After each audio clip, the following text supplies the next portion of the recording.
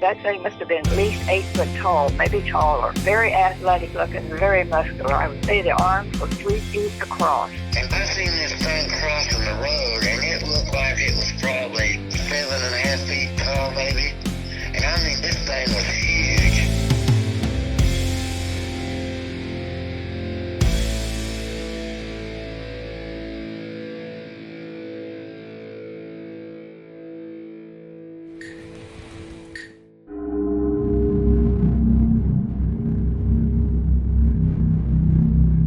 And welcome back to another exciting episode of Squatch Ranger Files, episode 66, The White Thing, Creepy Night Sounds, and the Nerf Gun Bigfoot. If you didn't know, we've expanded the show to the Spotify for Creators platform, and we are very excited to be here. Spotify for Creators helps the show reach Apple Podcasts, Google Podcasts, Spotify, and many more. We hope to grow our audience and are able to bring you the latest Bigfoot reports from around the country. The show has also been added to the Amazon Music app under the podcast section. We are also very excited to be a part of the Amazon community. If you are a new listener to the show, welcome. You are now an official Squatch Ranger. Your duties include have an open mind, ask questions, trust but confirm, and always seek the truth. Thanks for joining the show.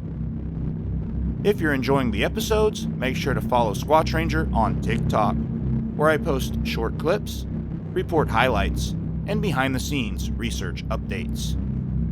I've officially launched the Squatch Ranger online t-shirt store over on TeePublic. If you're into Bigfoot, cryptids, and that deeper side of belief, these designs were made with you in mind. It's a perfect blend of faith, mystery, and the Squatch life. These designs are available on high-quality shirts, hoodies, stickers, and more, with multiple color options and comfortable fits. Whether you're out in the woods, at a conference, or just repping Squatch culture day to day, there's something there for you. Your support helps keep Squatch Ranger Files going and allows me to continue bringing you real reports, real witnesses, and real encounters. That's tpublic.com, search Squatch Ranger. Or, for a direct link to my t-shirt store, I'll also provide my store's link in the show notes and the description of this video. And as always, thank you for supporting the show. If you're enjoying the show and you feel led to support it, you don't have to buy a t-shirt. There's a PayPal tip jar and a Cash App QR code on the screen right now. This is totally optional.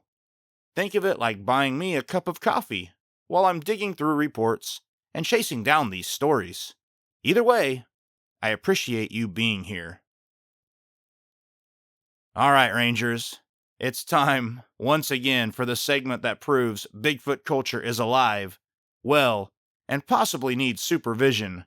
Welcome to the Sasquatch Bulletin Board, My favorite segment. It's brand new. This is only the second time we've done it.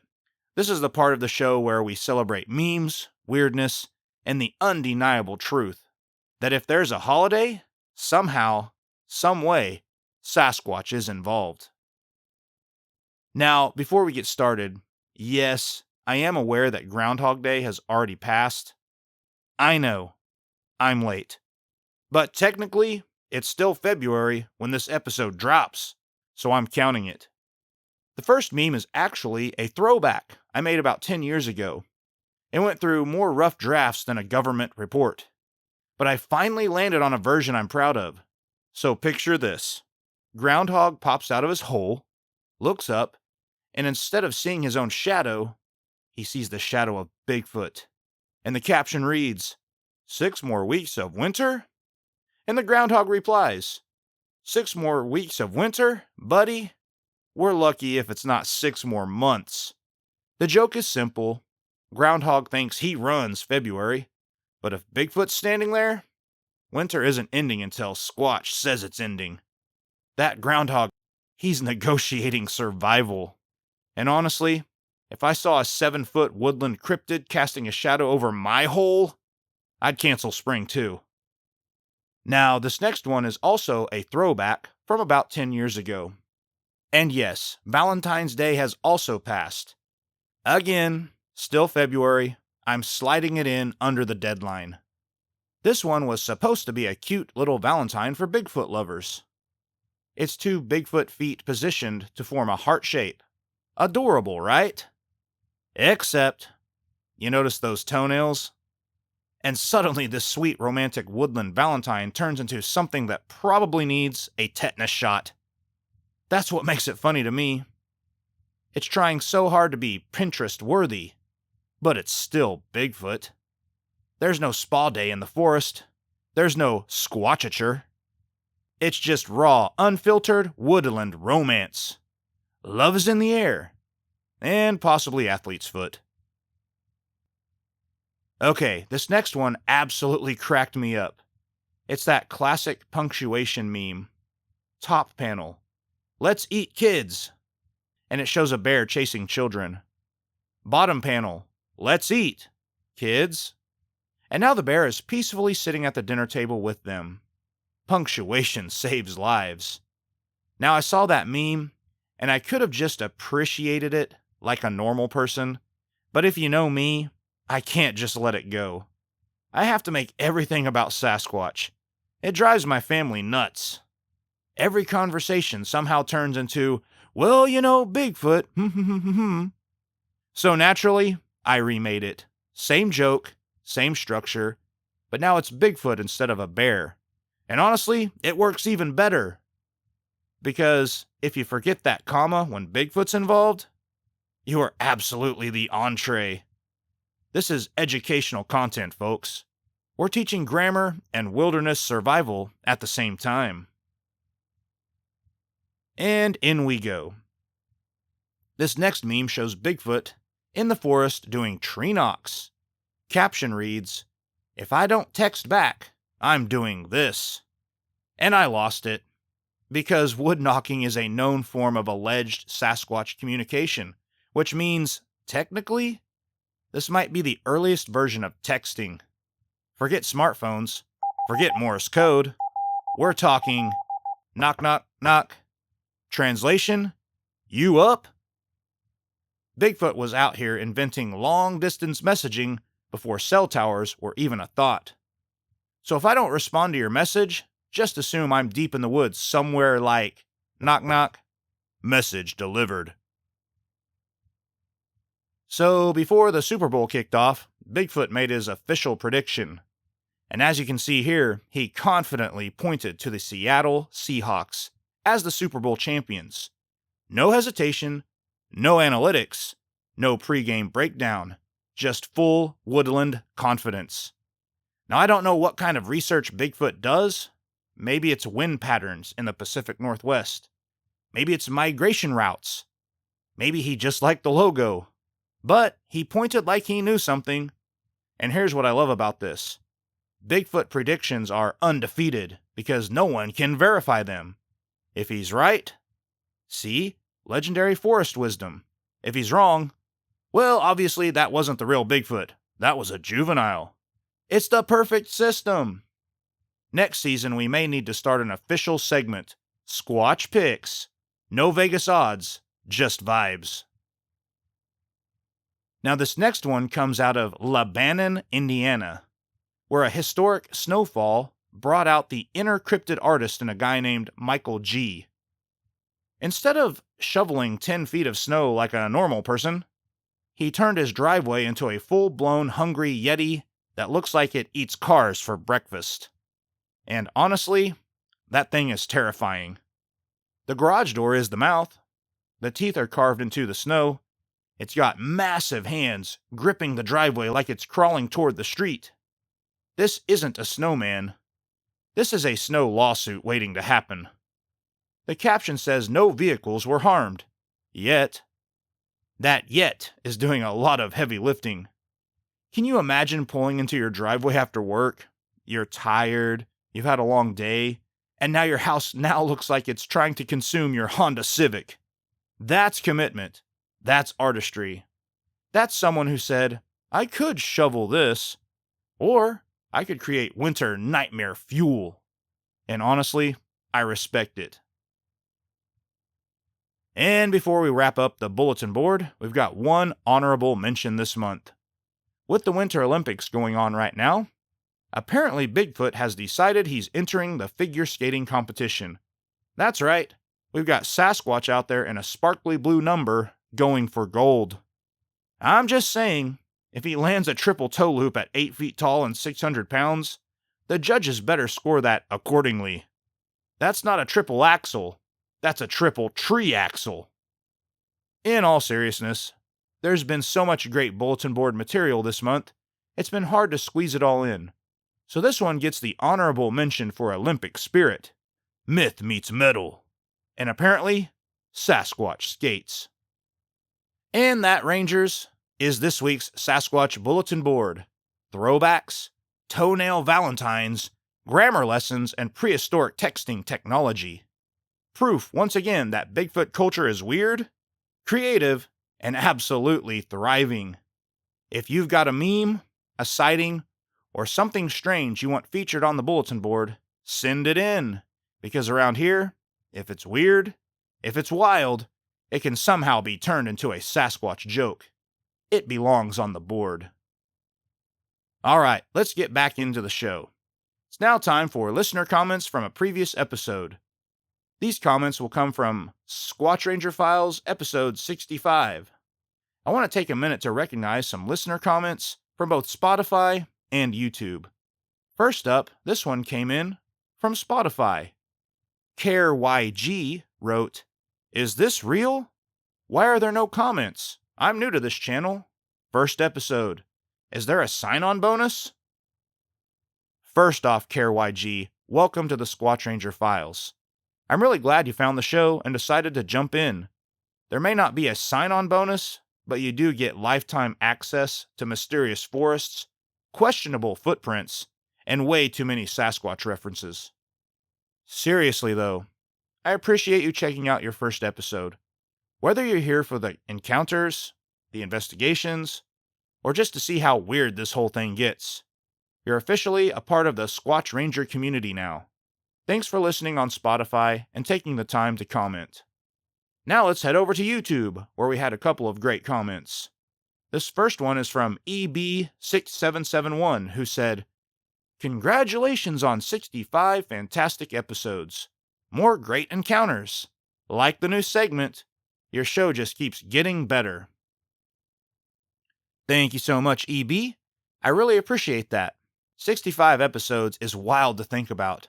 I'm glad you enjoyed the episode, and I'm especially glad you like the new segment, the Sasquatch Bulletin Board. It's something I've been wanting to add for a while because I think it brings a fun element to the show. And I'm also really looking forward to listeners submitting their own funny memes, the weird stuff they come across online, or create themselves, and featuring them right here. So if you're watching on YouTube and you've got something funny, send it my way. Also from YouTube, from Red Dirt Cryptid Investigations. They say, "Another great episode. Thanks for the information. Smiley face." Thank you. I truly appreciate that. I really do pride myself on bringing viewers quality content and solid information, while still keeping things interesting and entertaining. That balance is important to me, so hearing that feedback, it means a lot. And finally, from Tom C. 6688, he says, "As always, great investigation." Tom, we really appreciate that. Thank you for the support, and I especially want to give you credit for taking the lead on that Arkansas thermal case. That was a fascinating piece of evidence, with that heat signature appearing to peak from halfway behind the tree. What makes it even better is that we actually met the witness in person at the Bigfoot at the 40 festival in Honubby last fall. He walked right up to our no-bro table. We talked for a while, and that connection is what made the investigation possible. So Tom, great work on that one, and thanks again for the encouragement. To everyone listening on Spotify and watching on YouTube, thank you. The comments, the support, the encouragement, that's what keeps this show growing. If you'd like to be featured in the listener comments segment, drop a comment wherever you're listening or watching. I read them all. All right, Rangers, let's keep going. So now it's time for you to share your encounter story with us. If you or someone you know has a Bigfoot encounter, my email is squatchranger@gmail.com. It's on your screen right now. Please write into us. We love to get reports from Oklahoma, surrounding states of Oklahoma, and the whole country. I've even taken reports from around the world. All right, gang, it's now time for the episode 66 breakdown. Episode 66 brings 3 very different encounters to the table, ranging from a mysterious pale entity in South Carolina to chilling nighttime vocalizations in Oklahoma, and a bold daylight sighting in Indiana that adds an unexpected twist. The first case centers on a decades-old encounter involving a strange pale or white figure seen near White Horse Road. The original sighting reportedly occurred in the late 70s or early 80s, but remained largely private until being shared publicly in 2023. In this episode, we revisit the account through a secondary witness interview and examine the historical and environmental context of Greenville County during that era. Was this a misidentified animal? A regional white Bigfoot variation? Or something else entirely?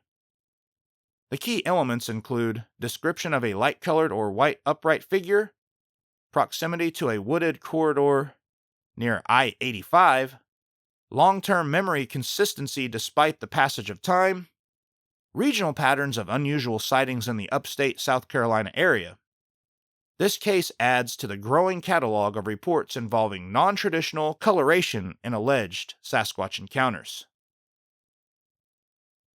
In our second sighting, a group of teenagers out at night experience unexplained vocalizations before reportedly seeing a dark, upright figure. The highlights include clear weather conditions with no environmental interference, distinct nighttime vocalizations described as unnatural, a black figure observed in the darkness, and rural Oklahoma terrain with wooded surroundings. We break down the credibility factors, environmental layout, and behavioral aspects, especially the vocalizations. Were these known wildlife sounds amplified by nighttime acoustics, or something that doesn't quite fit conventional explanations? This case leans heavily into auditory evidence followed by a brief visual encounter, an increasingly common pattern in modern reports. And finally, case number 3, a daytime sighting in Allen County that stands out, not just because of visibility, but because of the circumstances surrounding the encounter. This report involves a clear daylight observation of a large upright figure. The Nerf gun nickname comes from the context of the moment in which the sighting occurred, adding a memorable and uniquely human detail to the case.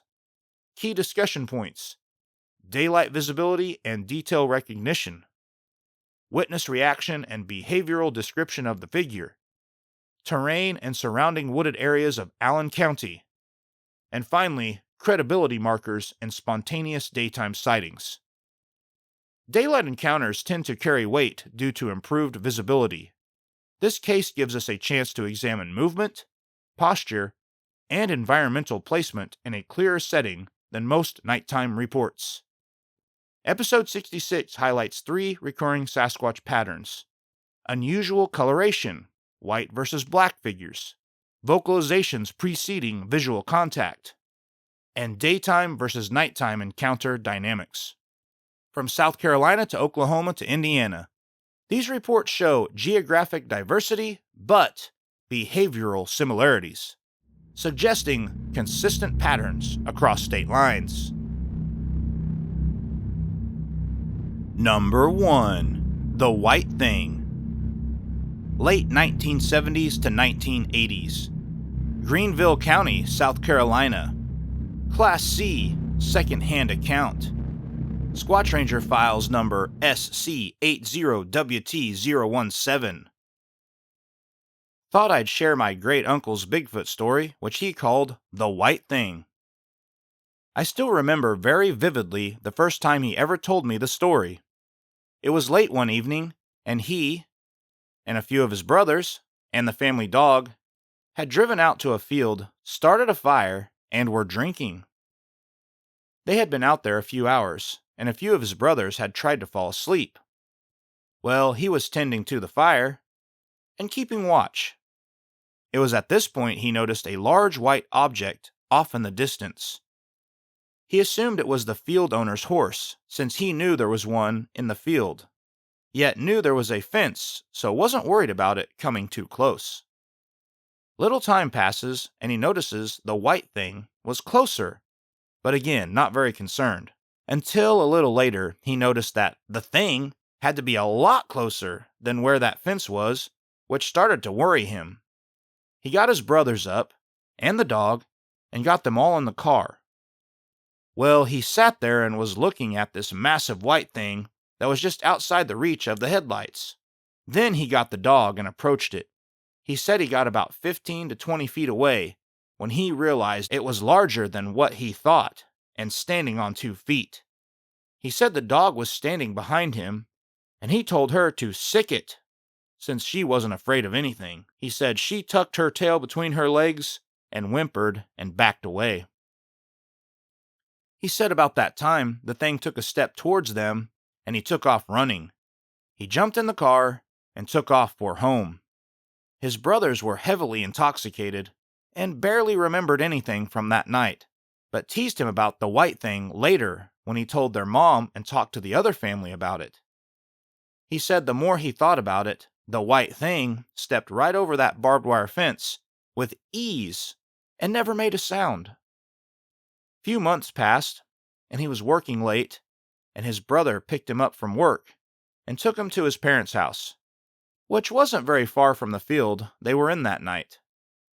No one was home at the time, and when they turned down the driveway and the lights hit the house, he saw it again. He said it was standing on the porch and appeared to be looking into their sliding glass door. He said it turned and bolted, and within a few steps and seconds, it was out of sight in the woods. He told his brother that he wasn't staying there that night alone, and had him take him to his house. My dad and his parents lived a half a mile or so from the house, and said that he remembered sitting on the porch as a kid with his parents, and sometimes hearing what sounded like a woman being murdered in the woods across from their house. He said the screams were so loud and startling they'd make the hair on your body stand up. I've been to my dad's family's old house after hearing these stories. There was a very large field across from it, and in the far right corner was a massive wooded area.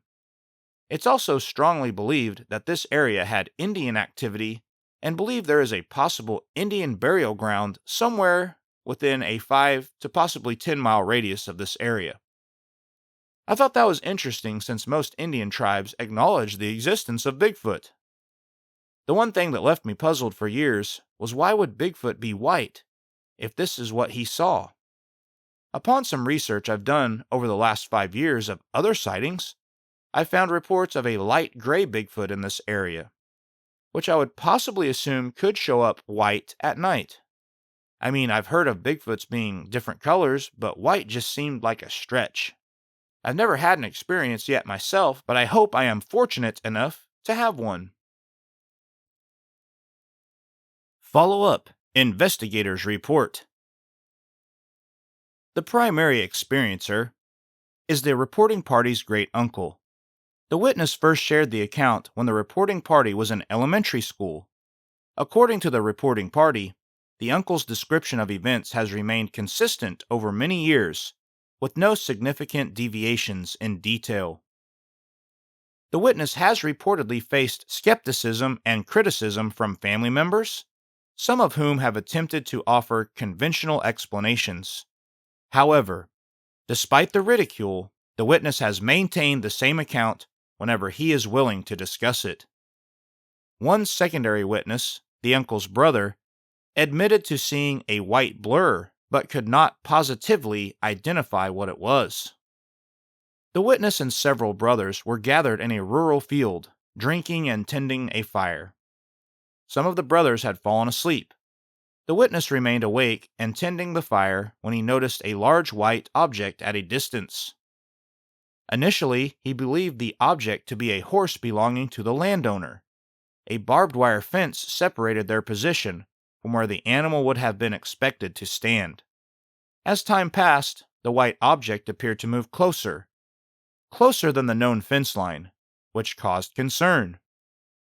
The witness woke his brothers and gathered the family dog.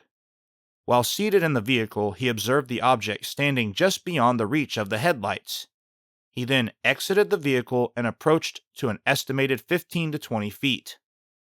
At that distance, he realized the figure was significantly larger than previously assumed.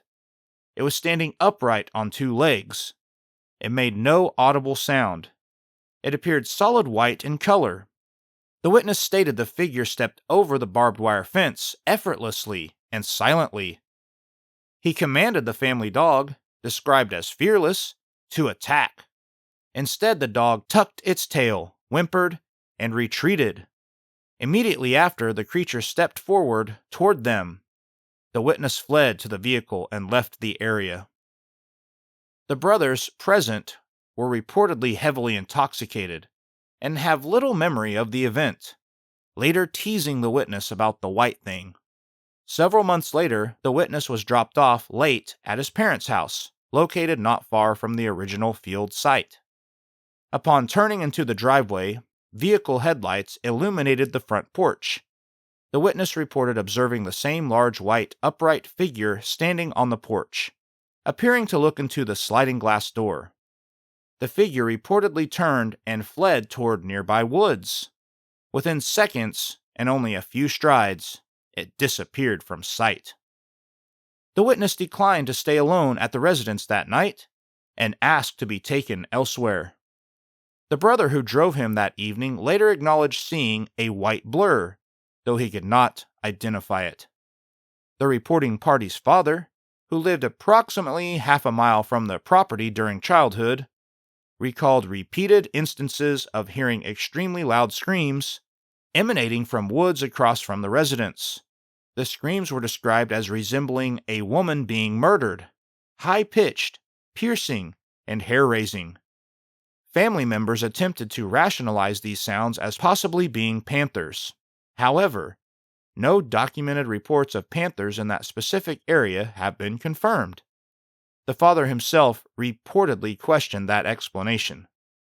Investigative comparison notes that similar woman-like screams have been documented in various alleged Sasquatch encounters across North America, though such sounds can also be attributed to certain wildlife species under specific conditions.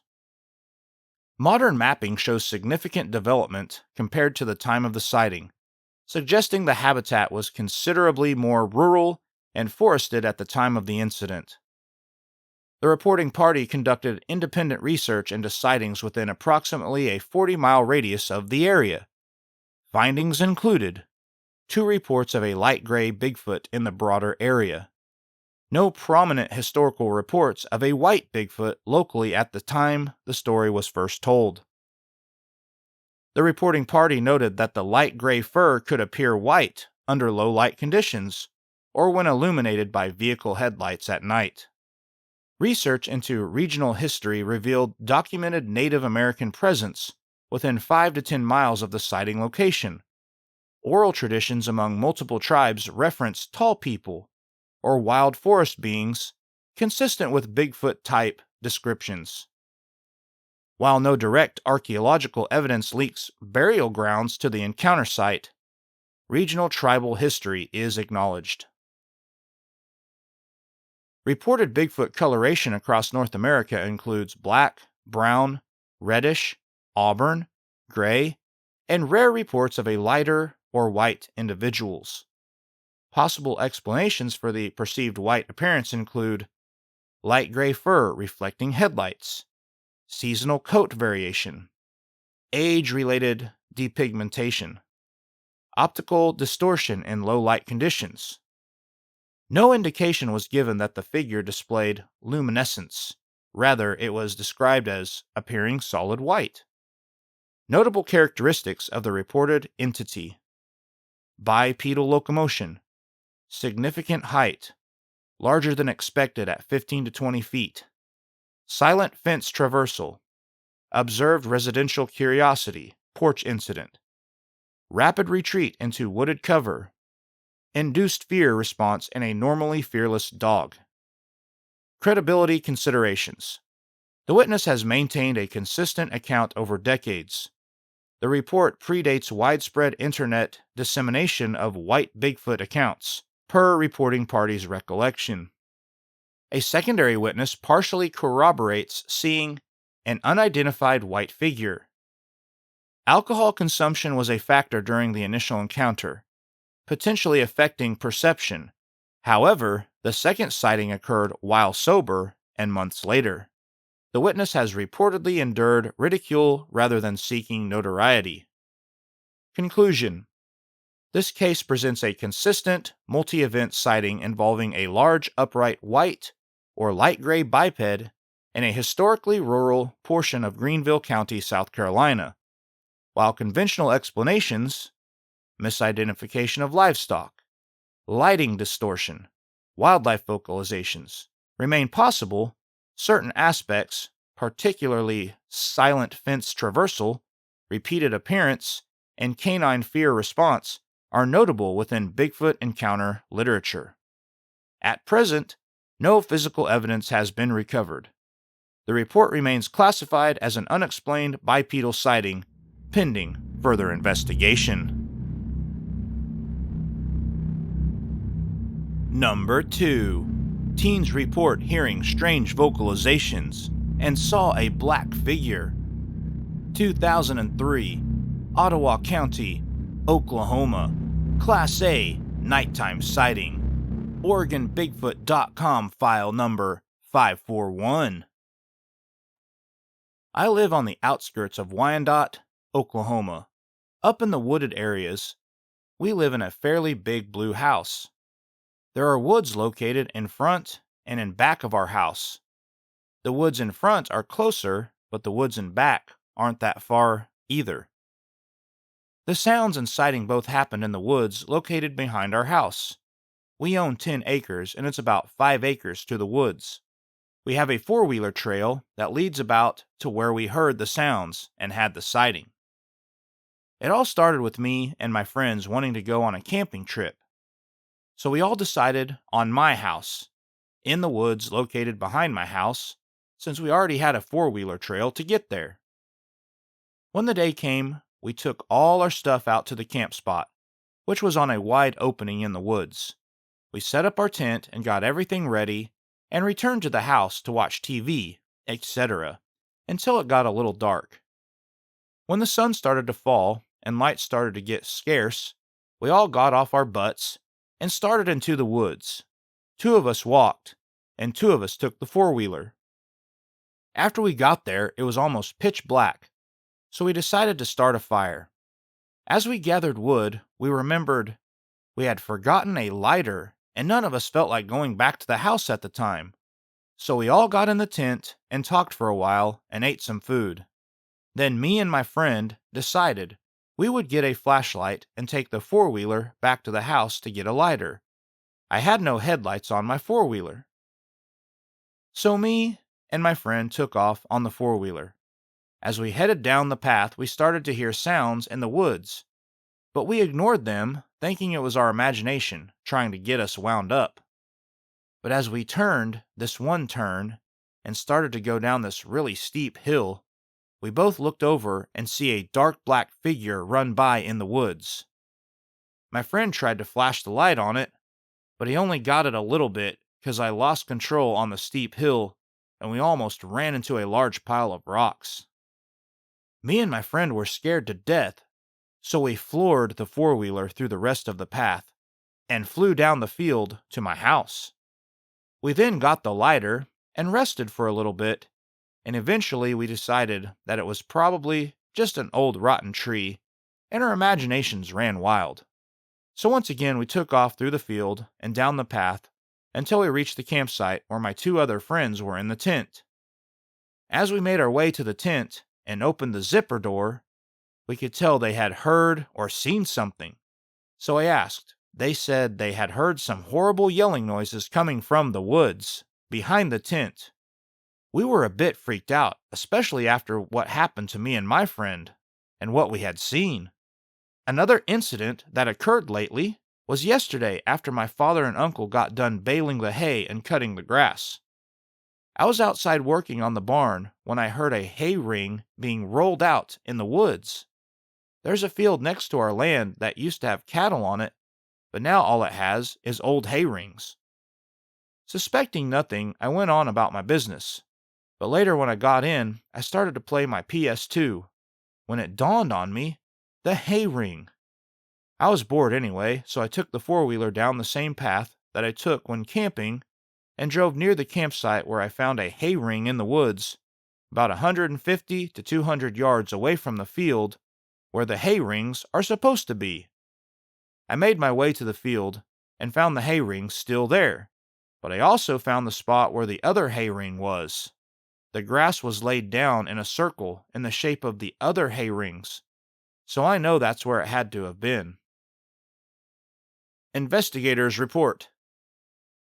On the night of May 9, 2003, 4 teenage witnesses reported unusual vocalizations and a sighting of a dark figure in the wooded area behind a residence near Wyandotte, Ottawa County, Oklahoma. The primary events occurred during an overnight camping event, approximately 5 acres into a wooded section of privately owned property. The property consists of roughly 10 acres total, with a maintained four-wheeler trail leading to a clearing used as a campsite. Environmental conditions were described as clear with no cloud cover. Visibility was limited due to near-total darkness once night fell. No artificial lighting was present beyond a handheld flashlight. The sighting and vocalizations occurred in the wooded section behind the residence. The area includes nearby open pasture land previously used for cattle, containing abandoned hay rings. Event 1. Visual sightings and unexplained sounds. 4 teenage witnesses established a campsite in a wooded clearing behind the residence. After nightfall, 2 of the witnesses, identified as SH and BA, departed the campsite on a four-wheeler to retrieve a lighter from the house. The vehicle reportedly had no functioning headlights, and illumination was limited to a flashlight held by the passenger. While traveling down a steep section of trail, both witnesses reported hearing unexplained noises in the surrounding woods, observed a dark black figure running through the trees off to the side of the trail. The passenger attempted to illuminate the figure with the flashlight, but achieved only partial visual contact. The driver momentarily lost control descending a steep hill, nearly colliding with rocks. Both witnesses described immediate fear and returned to the house at high speed. After briefly regrouping, they returned to the campsite where the remaining 2 witnesses reported hearing loud, disturbing yelling sounds originating from behind the tent. The vocalizations were described as horrible yelling noises. The timing of the vocalizations reportedly coincided with the absence of the two witnesses who had gone to the house. Event 2. Hay ring displacement. Following day. On the following day, the primary witness reported hearing what sounded like a metal hay ring being rolled into the wooded area near the property line. Important details. The adjacent field formerly housed cattle and contained multiple hay rings. Later inspection revealed one hay ring approximately 150 to 200 yards inside the wooded area, near the previous campsite. The original field location showed a flattened, circular area in the grass where the hay ring had been positioned. No tractor or vehicle tracks were reported. No livestock were present on the property at the time. The movement of a hay ring, typically heavy steel livestock equipment, suggests significant force would be required to relocate it at that distance without machinery. Investigative analysis. Visual sighting assessment. Lighting conditions were extremely poor. Witnesses were operating a vehicle without headlights on uneven terrain. Momentary flashlight illumination may have created perceptual distortion. However, two witnesses independently confirmed observing a running black figure. Classification: Class A visual, brief, low-light partial illumination. Vocalization assessment. Described as loud, disturbing, and coming from behind the tent. No description consistent with known wildlife was provided in the original report. No mention of coyotes, bobcats, or barred owls, common regional vocal wildlife. Classification: Class B vocalization. Subjective due to clarity and proximity. Object manipulation. The hay ring. This element adds notable weight to the case. Considerations. Hay rings are heavy livestock equipment, typically moved by tractors.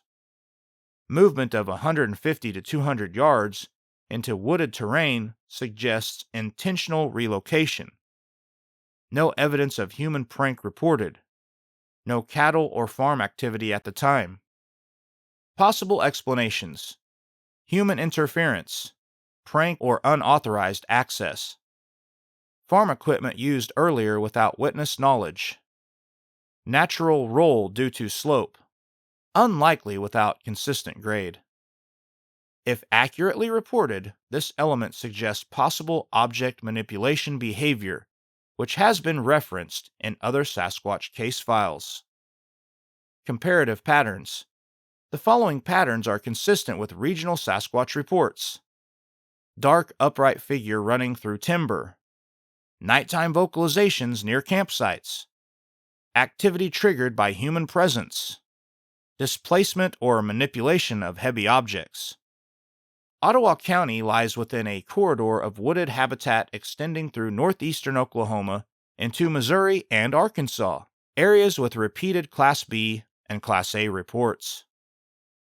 Alternative explanations. The following possibilities must be considered. Black bear, though no mention of known bear activity in report. Misidentification of deer in low light. Human trespasser. Auditory misinterpretation, like coyote pack, fox scream, or barred owl. The hay ring displacement remains the most difficult element to dismiss without further investigation. Conclusion: this case presents a layered event involving multiple witnesses, a low-light visual sighting, audible vocalizations from separate witnesses, subsequent discovery of heavy object displacement. While lighting conditions reduce the reliability of the visual identification, the combined factors elevate the report beyond a simple misidentification scenario. Case status: unconfirmed but noteworthy due to object movement component. Recommendation: site revisit, terrain grade analysis, and verification of hay ring weight and potential human access routes. Number 3. Nerf gun Bigfoot. 2010, Allen County, Indiana. Class A, daytime sighting. Squatch Ranger Files, case file, SRF 2010INAC01. This report takes us to Allen County, Indiana, to a place called Mosier Park in New Haven. The year was 2010. Our witness was just 10 years old at the time.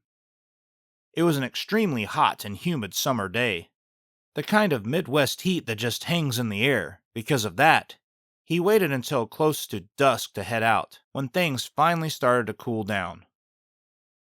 Mosier Park sits down in a valley. On one side, you have the main road. On another, deep woods with train tracks running through. And not far off, the Mawami River. Back then, the woods were dense and swampy, crisscrossed with dirt paths used for a frisbee golf course. There was one particular spot in the back of the woods that stood out. Above a steep incline, so steep you had to climb it on your hands and knees, sat a Domino's Pizza. The witness's father worked there at the time. As a kid, he had built forts in that wooded area and remembers complaining that it looked like trash was being thrown down the hill instead of into the dumpster. On the evening of the encounter, he was running the trails with a Nerf gun, playing and cutting through the shortcuts under bushes to rejoin the main path. He came around a bend to where the trail splits into a Y, and that's when it happened. Standing in the middle of the trail was what he initially believed to be a man. As the witness ran toward it, the figure casually stepped to the side, almost as if dodging him. The witness kept moving but turned back to say, "Sorry." That's when his brain shifted out of play mode. He realized he wasn't looking at something he recognized. At first he thought it might be someone wearing dark, tattered clothing, but the longer he looked, the less that explanation made sense. He could see skin, but he didn't see clothing. His mind tried to rationalize it. Maybe an extremely hairy homeless man. Then the figure reached a hand toward him. Instinctively, the witness raised his Nerf gun and pointed it. The figure immediately pulled its arm back. Even at 10 years old, the reaction stuck with him. It was as if the creature perceived the toy as a real threat. And then he saw its face. He described it as the most vivid memory of the entire encounter. A bipedal being, half gorilla, half man. Not a costume, not a mask, not something he had ever seen before. The encounter was extremely close enough for clear facial detail. And in that moment, fear completely took over. This wasn't a story he made up later.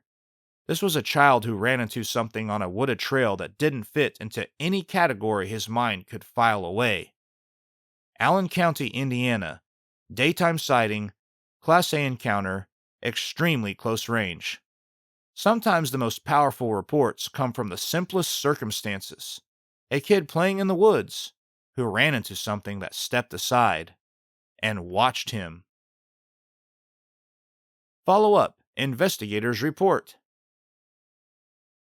The witness reports an extremely close daytime encounter with a bipedal humanoid figure while running on wooded trails in Mosier Park. The incident occurred near dusk on a hot, humid summer day. The witness was moving at a run when he observed a tall, dark figure standing in the center of a Y intersection in the trail. The figure stepped aside in apparent response to the witness's approach.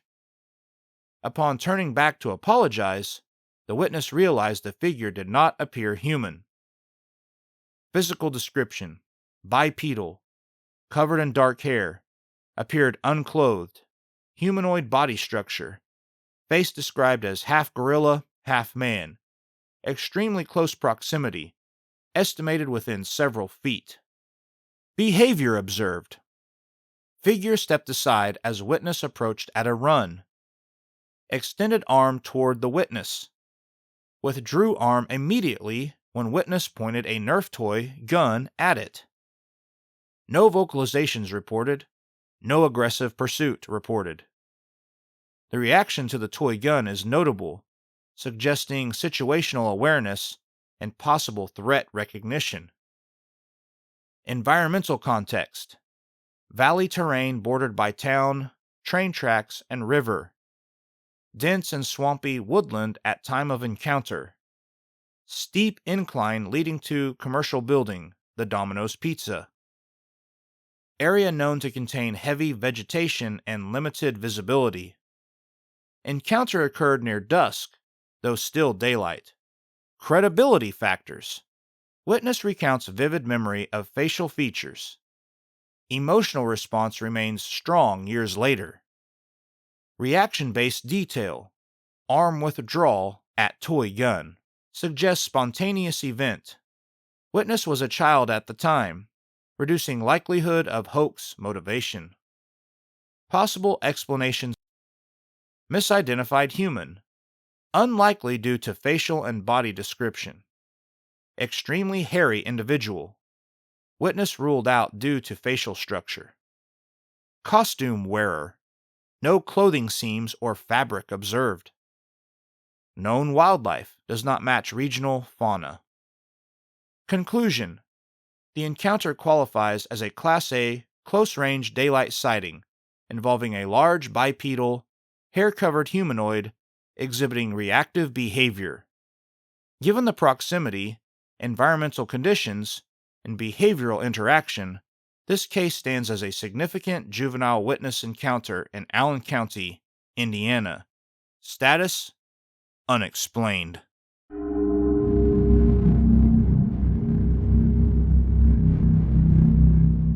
And that wraps up episode 66 of Squatch Ranger Files, The White Thing, Creepy Night Sounds, and the Nerf Gun Bigfoot.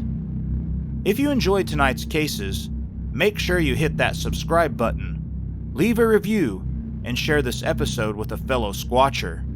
Your support helps keep these stories alive and the search ongoing. And listen, I've got something special planned for episode 67. Trust me, you're going to want to be ready for this one. Keep your eyes open, keep your ears to the woods, and watch for that next drop.